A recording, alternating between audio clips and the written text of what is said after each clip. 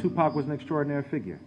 And his obsession with death, with God, somebody help me, tell me where to go from here, because even thugs cry, but do the Lord care? I mean, he was hollering, shouting, begging for intervention. Even as he rushed toward the grave, he was begging for somebody to put the brakes on him. And I think that his own recklessness, his own genius, his own embrace of the abyss, even as he sought to elevate those who were caught in its ugly grasp, makes him the defining figure of his generation. And his self-destruction and his love and hope for black people define an ambiguity that is characteristic of his genius and that makes him the perfect symbol of a divided soul of a young generation. Out of the love for black people. So that's how I got to live, and that's how I have to die. And that's how my music has to be, and my acting, and my producing, and my interviews, everything has to be for the love of black people.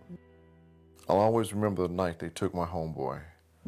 I try to block it out, but it replays in my mind again and again. Now in my heart is where I'll keep Tupac. And now half my heart is filled with death. To Tupac, I'll always miss you. You are the voice of our generation. If there's one thing I want all of his fans to know, it is this. Tupac had a truly loving heart. No matter what you hear or what you read, believe me when I tell you his heart was filled with love. I know why so many of you want to believe he's still alive in this world. You're all hoping to hear from him again. You will in his music, but the truth is, he's in a better place. A place where he has found peace and his heart is trouble-free. This documentary is dedicated to the memory of Tupac Shakur. But before I end this page, I'd like to lift my hat for one final salute to that young, brave black brother. Rest in peace. Pac, I'll miss you. One love.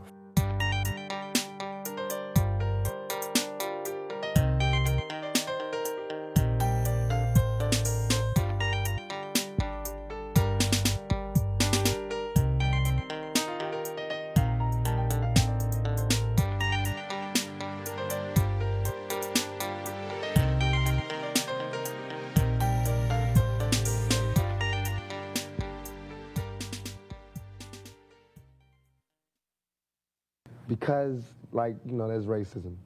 So when the Panthers hit, the government panicked, and they had a thing called a COINTELPRO, and they felt like the Panthers were detrimental to American society, so they raided every Panthers house, especially the ones who they felt like could do the most damage as an orator. Mm-hmm. So my mother was 7 months pregnant. They put a match to the door and said, "Fire, fire." And, it's like 5 in the morning, so my mother opened the door, and they just burst in, put a shotgun to her pregnant belly, and put a gun to her head and said, "Don't move, bye, bye, bye. It said you're under arrest." Born Lassane Parrish Crooks on June 16, 1971 in Brooklyn, New York, Tupac's mother changed her name to Afeni Shakur and her son's name to Tupac Amaru Shakur, moving from New York to Baltimore and eventually to Marin City, California. Tupac's life fell into desperate times. As a teenager moving from place to place, Tupac began to rely on his skills as a rapper to survive. Eventually, Tupac joined the Oakland-based group Digital Underground as a roadie and ultimately landed a spot on the single Same Song.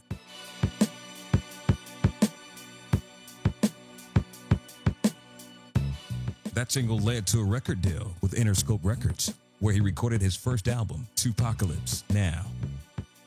Tupac's first album reflected his militant upbringing, a change from the fun-loving artist that performed with Digital Underground. His subsequent work covered every topic imaginable, including life on the street, friendship, and a haunting premonition of his own death. Tupac's life outside of music and movies was as controversial as the characters he portrayed in films. In 1993, Tupac was involved in a shooting incident in Atlanta, Georgia with 2 off-duty cops. That same year, he was involved in a fight with a limo driver in Hollywood, California, who accused him of using drugs in his car. Later, Tupac spent 10 days in jail for taking a swing at a Lansing, Michigan rapper.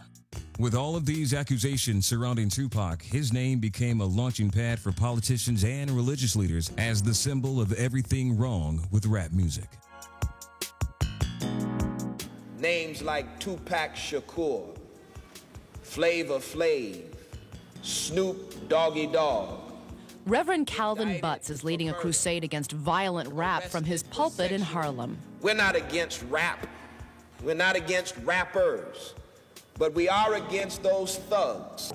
Yes, I am going to say that I'm a thug. That's because I came from the gutter, and I'm still here. I'm not saying I'm a thug because I want to rob you and rape people and things. I'm a businessman. I mean, you know I'm a businessman because you find me at my places of business. You don't find me up in you know what I'm saying? I don't understand this. I don't understand What do you think about the jury? Thug life meant the hate you gave little infants fucks everyone. I mean, it was an acronym meant to talk about the difficulty of young black kids. THUGLIFE. The hate you gave little infants, UCK, everybody. Meaning, what you feed us as seeds grows and blows up in your face. That's thug life. I don't think that the music or the artists that express those realities are creating the violence. I think they're the messengers. I think you don't shoot the messengers. Basically, gangster rap, I guess it's like telling the real and not holding back, giving up, you know, the reality from the street point of view. And like by us being from the streets, we know how to report it. I tell, you know, basically what's going on. The fact is that there are a lot of gangster records right now. There's a lot of voices for people who had no voice before. Always had the oppressor wanting to call our women bitches, but we always fought against it. We didn't spread it, or to call us niggas. We always fought against it. We didn't perpetuate it. But now it's your own people calling. Now we're getting paid to say that which we've always fought against.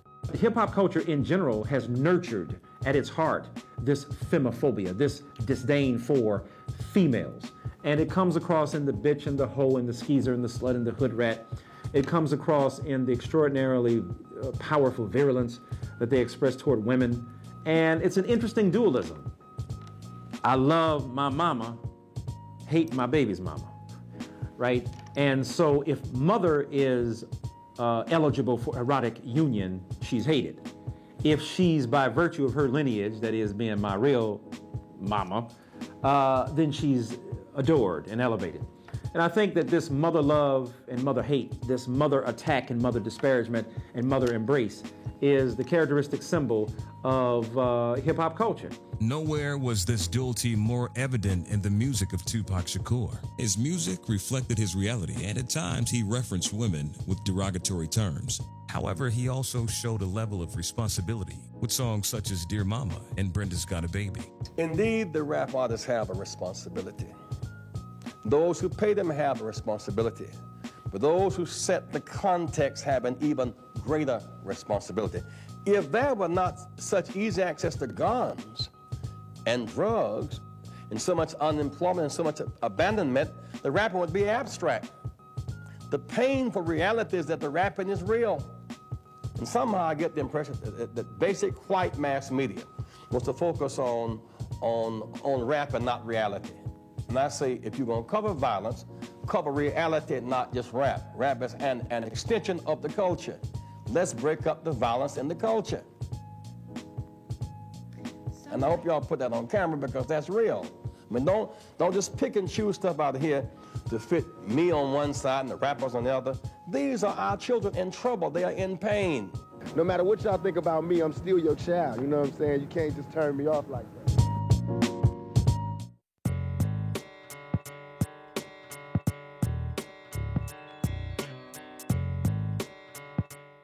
In 1994, he was accused of raping a young woman he met at a New York nightclub.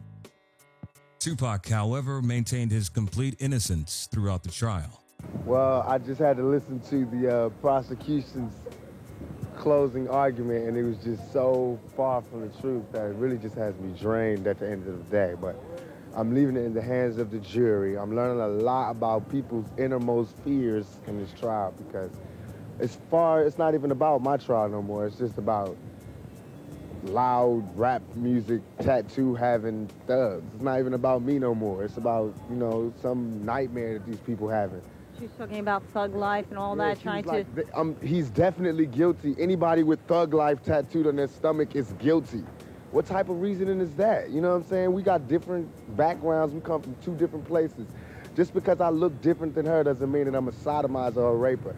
They've said it in the... I can't understand why it's this close. They talking about there's no evidence that I ever sodomized her, even though you put that all over the paper. And every time they take a quote out of this courtroom, they take a quote from out of her mouth, which is, you know, the stuff to put me in jail. It's nothing that's been true. I just want print the facts so everybody can sort it out. My life is ruined because nobody has a chance to get the facts.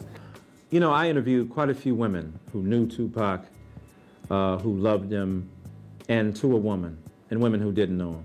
No one believes that that he actually was guilty of the sexual abuse charge. And the fact is that there was no semen found. No semen found, no forcible entry, no entry into the anal, no nothing, none of that. You know, and no fingerprints on the gun. No fingerprints on the guns, you know what I'm saying? The only time ever there was an act of sodomy, she admitted she did it to me. I should be, you know, putting charges on this girl who sodomized me on the floor of a dance club.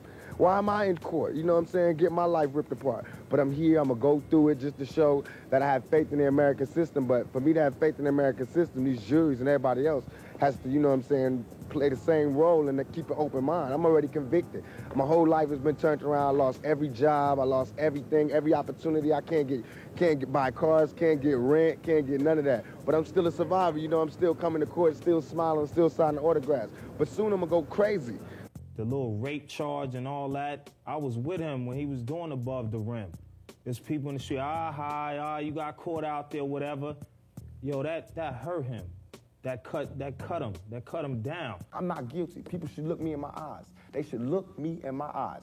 And anybody that thinks I committed that rape should go get Brenda's Got a Baby and keep your head up and listen to him thoroughly.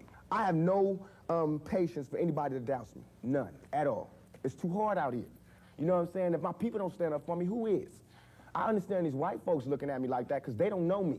They didn't hear keep your head up. That ain't no fluke.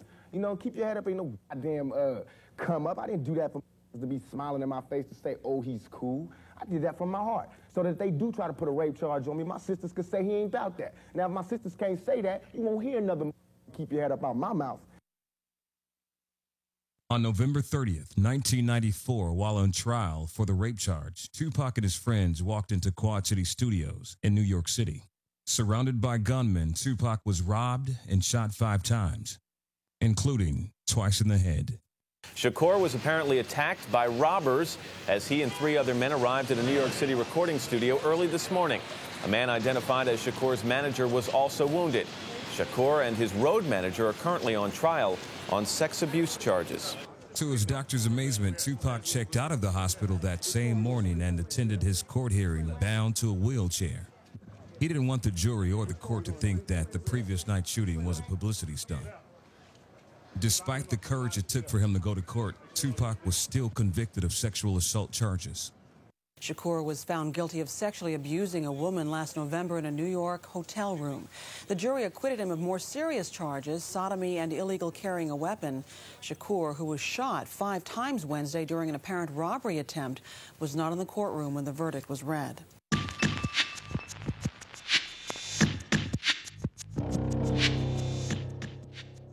How I became Tupac's bodyguard. I was working for Death Row Records. I was working in a studio, and I was a studio security, basically. And the artists would come into the studio, Tupac and various other artists, and I would have to greet them at the door when they came in and, you know, pat them down for weapons and things like that. Pac observed me, you know, several times as he came into the studio. At the time, I was actually bodyguarding Snoop and the Dog Pound. And we had a video shoot that we were doing in New York. At this video shoot, unfortunately, some things went wrong. There was a shooting on the set. And I stepped in doing my job.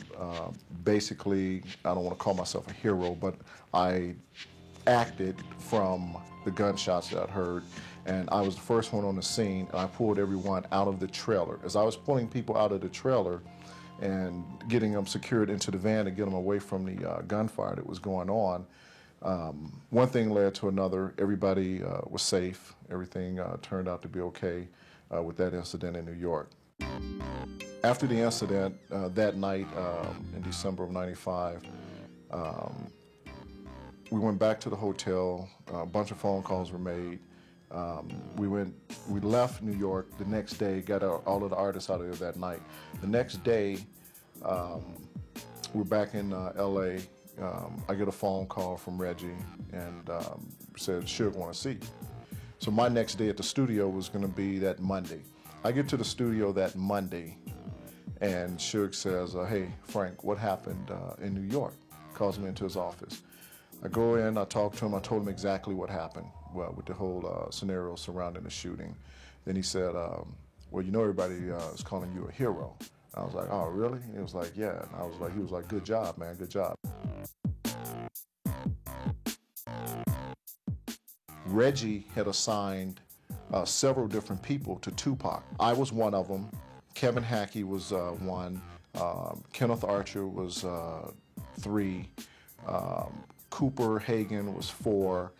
And Leslie Galdwin was the 5th one. Tupac had literally 5 different bodyguards, and we had a 2-day on, 2-day off type schedule where 2 guys would go on to give everybody a rest. I was working security at Club 662. I got a phone call from Reggie earlier that day, and he said that, hey, Suge wants to talk to you. I think that we got a proposition for you. And I go, what is it? What is it? And he goes, I'll talk to you when I get there. And I was like, no, what is it? He goes, it's concerning Tupac. They got there that night to 662, and Pac rolled up with Suge. And I went and greeted him, and I opened up the door to let him out. He was like, yo, Big Frank, you here, man? You here? I was like, no, man, what's up? He goes, man, you're going to be my bodyguard, man. I chose you to be my bodyguard. I was like, oh, cool, man. Right? I had no idea prior to that until he actually had told me. I had the idea of what Reggie had told me, that I was going to be working with Tupac, but I didn't know I was going to be his main security. As he explained it to me, I want to be his main security. Right after that, we did the fight in Vegas, and they performed and everything that night. We went back to LA after that weekend, and immediately after going back to LA that Monday, I was assigned to Tupac. From that moment on, it was Pac and I. You know, everywhere he went, I was with him. And we were rolling. Picture us rolling.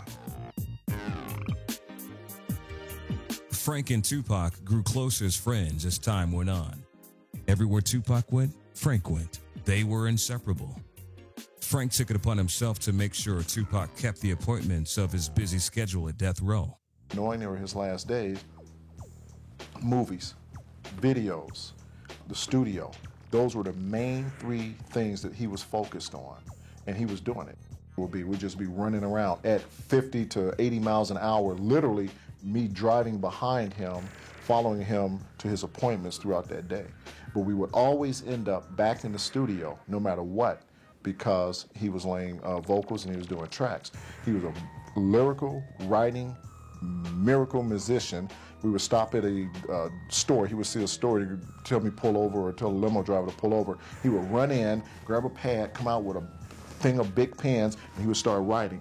By the time we would go, as an example one day, from the Los Angeles courthouse back to his penthouse on Wilshire, he had a 2-3 pages written lyrics.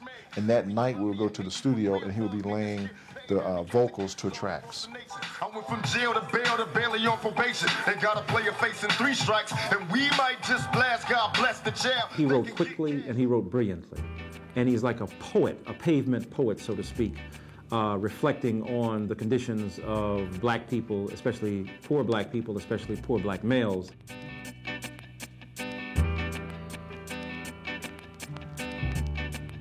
What is most important about Tupac is the heart he had. He's like the hip-hop Allen Iverson, so to speak.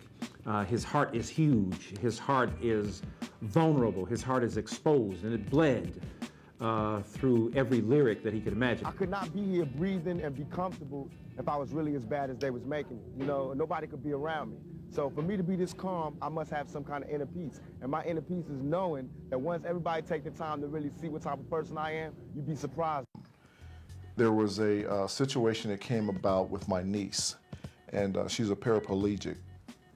And my sister had touched bases with the Make-A-Wish Foundation people, and they had it set up that my niece and there was another little kid was going to meet Janet Jackson. And originally they were going to meet her in LA. Then she changed it from LA to New York. The kid lived in New York and my family's from Chicago. So my family called me, my sister, and she said, hey, this ain't going right. Janet Jackson now is not going to go to LA. She's going to go to New York because she's got some other engagement or something like that, I'm assuming, in New York. And she decided to go to New York.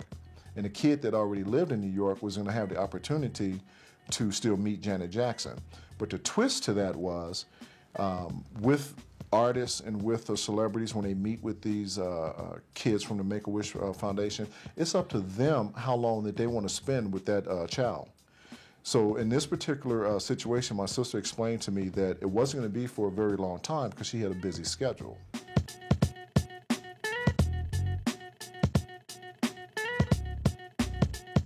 So the plan was, when they came from Chicago to California, was that she was going to spend a day with Tupac either at his home or in the studio or on a movie set.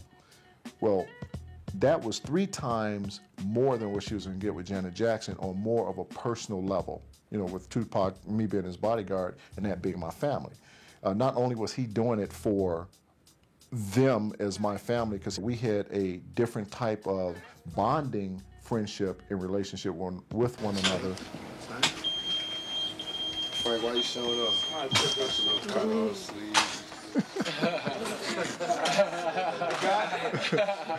Make a nigga like this feel bad. James, what's up, man? I feel you, homie. Hey, I hope you Chinese if you got some Chinese tattoos on you. You Chinese? You don't know what the fuck they run on you, huh? That shit can say 2 egg rolls on you right now. That's it. Hey, get that. Ask somebody Chinese if you watching this tape. Don't just say 2 egg rolls to go with hot sauce. Is that what this say? Niggas ain't Chinese, get Chinese letters like they been somewhere and shit. You ain't never left the block, nigga. Act like you was the China guy. Bach be clowning everybody, man. We told him he missed his call. He should have been a comedian also. Look at that, they got one too. This nigga got half the All the little fucking homies? Bible on him in Chinese. I tell like Frankie to call you and then Frankie, is that what you said? Yeah. Frankie? Yeah, tell Frankie to call me. Frankie, you call me when she tells you to call me Frankie. Why? What's that? Frankie goes to Hollywood. Hey, yo, Frankie. Frankie! Yo, Frankie! How do you record this fool? Why? Y'all call him Frankie? Nah, we gonna call him Frankie. Only our family call us that. Call me that, shit Lamika. forever now. What y'all call him? Frankie, now we call him Frankie. Yo, Frankie, we got him, y'all. Frankie Knuckles. Frankie Knuckles up in this motherfucker. Frankie Knuckles? No, what I do wrong? What y'all call him? For real, straight up. For real. Frank. But now the E sound real extra, because you know Frank a little extra sexy and you know too sexy for some sleeves. Too sexy for some long pants. Got your level. Too sexy for some sleeves. Rain down this hair. My name is so Frankie. Just the hair. Rain down this lip. My family came out June 10th of 1996. That day, June 10th, Tupac was going to be in the studio. We were more than likely done on the set of Gridlock that day. I called up the family and said, okay, this is where we're going to be. This is how you get there. They came out.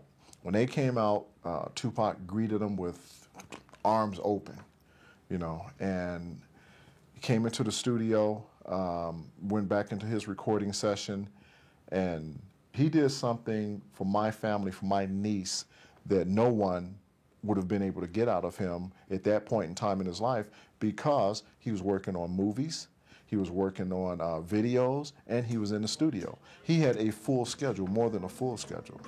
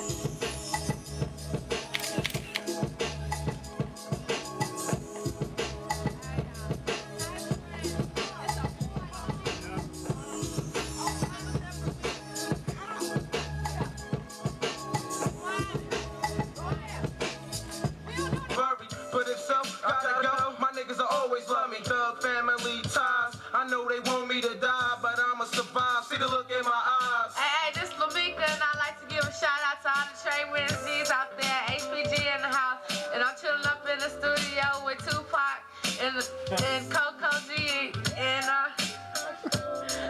Go ahead. Okay, I'm out.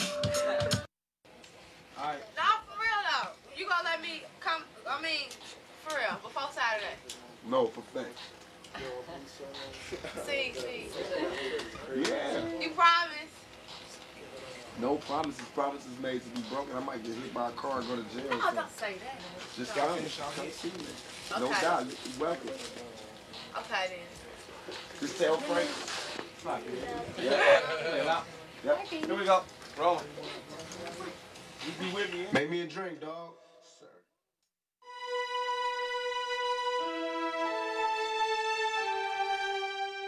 September the 6th, prior to the day that Tupac was shot on September the 7th, I arrived in Las Vegas September the 6th, the day before. Tupac was not in Las Vegas at the time that I arrived. At that time, I had been on vacation, and I left home early that day, made it to Vegas, checked in, so when he would get here, I would be here. We stayed at the Luxor Hotel. That was the hotel of choice for Death Row Records. And I checked in, met up with some of my other homeboys. We hung out and everything. The next day rolls around, it's Saturday. I was looking for Tupac, anticipating when